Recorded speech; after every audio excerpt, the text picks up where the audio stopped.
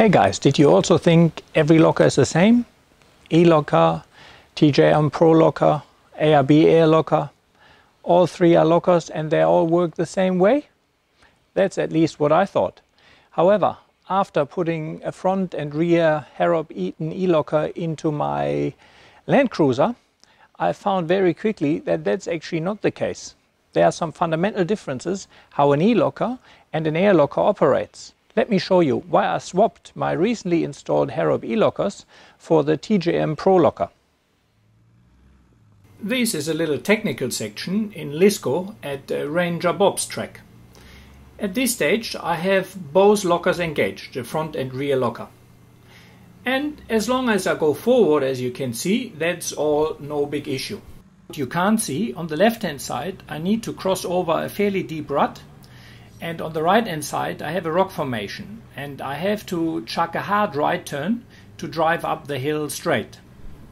However, here you see that I'm rolling a tiny bit back, and this little bit rolling backwards disengages my rear locker. It shows quite clearly here that it takes nearly half a turn of the wheel to re-engage the rear locker. Personally, I like my lockers to be switched on when I switch them on, and I only want them to switch off when I manually switch them off. So let me give you a quick comparison between the three most sold lockers here in Australia, which is the Eaton e-locker, the ARB Air locker and the TJM Pro locker, which also is an air locker.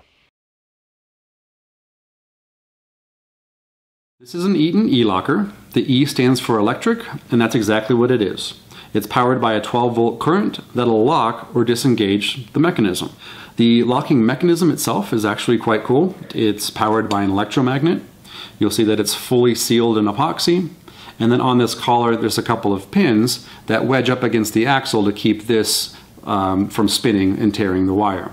Inside of the differential, there are two roller cams in which there are three ball bearings.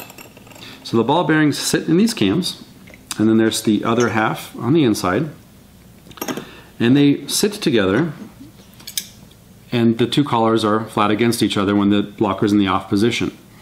When you apply power to the magnet, it'll push everything together, and when the axle turns, it'll force them to ride up against each other. And you'll see as they ride up, the two collars push apart.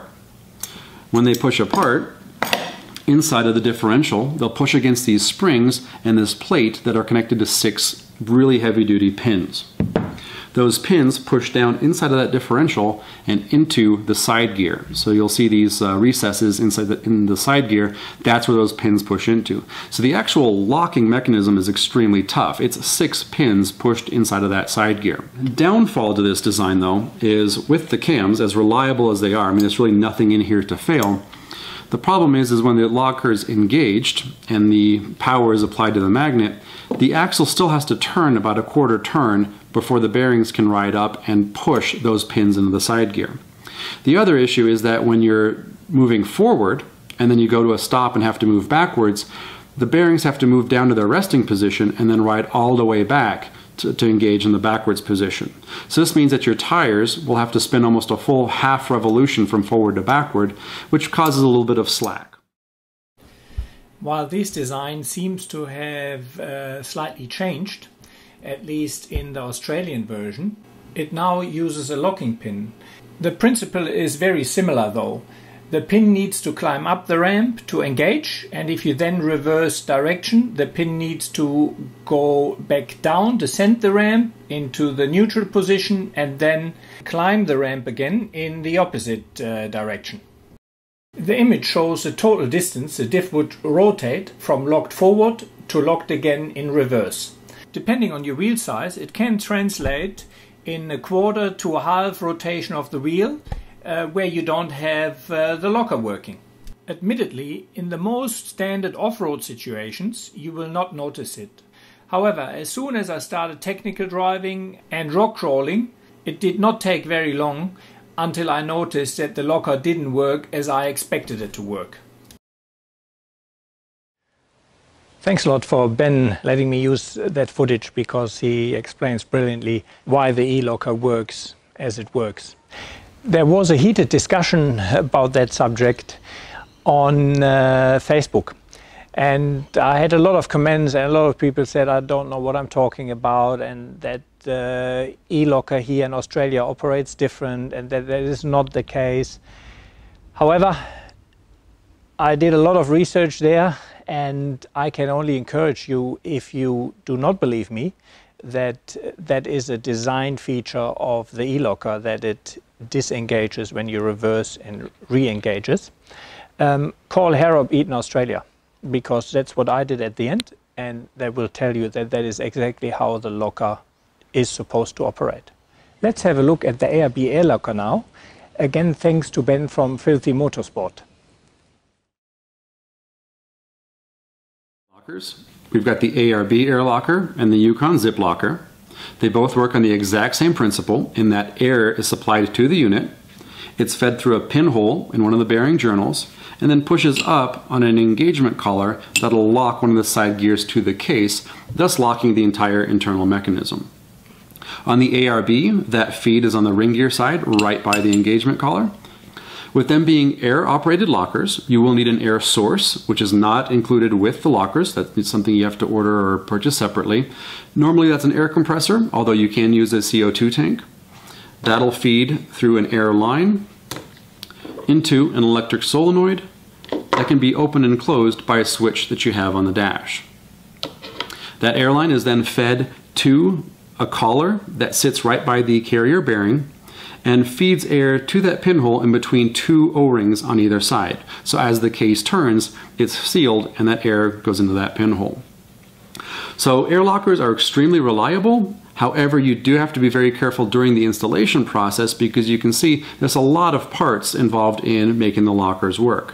So when you're running their air lines, make sure to keep them away from heat and moving parts. A pinched or leaking air line will cause the locker to fail. Make sure you've got good electrical connections. Fuses that blow, wires that get chafed will also cause the locker not to work.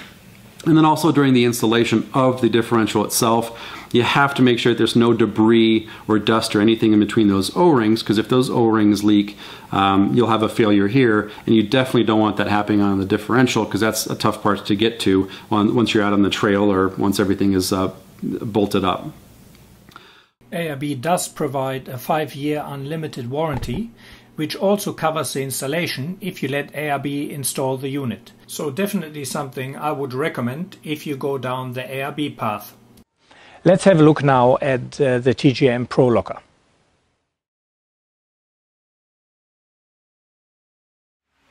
As you can see here at the TJM Pro Locker, the air-activated mechanical actuator has a piston design which then moves the locking plate. So no part of the diff or the actual locker are pressurized.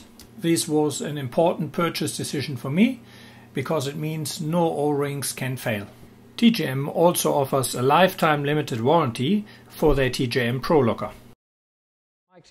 I would like to make clear, I don't think any of the 3 locker types is a bad locker. But depending on what you purchase a locker for and what you want to drive, it is important to know the differences, and then you can make up your own mind what locker is best suitable for you. Let me quickly summarize what I personally see as the weaknesses, strengths and use of the individual lockers. Harrop Eaton e-locker. The pros are easy installation, only one cable, you do not need a secondary compressor. Suitable for people who do only the occasional off-road driving and are not really into technical driving. The negative really is the disengagement and re-engagement of the locker at any directional change. Personally, not something I'm happy with. ARB air locker. Suitable for people who drive occasionally, but also suitable for people who do technical driving, because there is an instant engagement. The pros are that there is a large dealer network. You have a 5-year warranty if it's installed by ARB. The negative part I can see is that parts of the locker are actually pressurized to engage. and with moving O-rings there is a potential chance of something to go wrong, and that's a costly repair even though the parts are very cheap. TJM Pro Locker. The pros: TJM is a big brand, it's based on the old McNamara design, it's proven for a long time. The engagement mechanism is via an air operated actuator with a piston design, so no part of the actual locker is pressurized.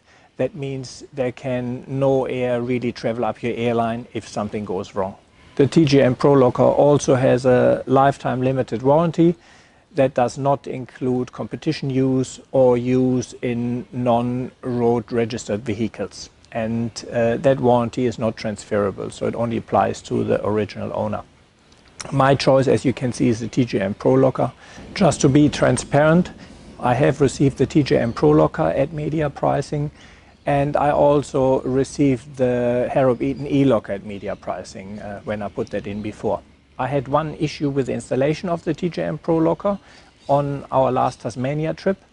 While the rear locker was put back in, the copper air hose must have been bumped a bit and bent in the wrong direction, and that got chewed through by the crown wheel or pinion, so I had no locker. However, TJM in Tasmania, and that's I guess one of the advantages of a nationwide network of dealers, similar to ARB though. TJM though looked after me very well, and the locker was fixed and the part was replaced within a day in Burnie.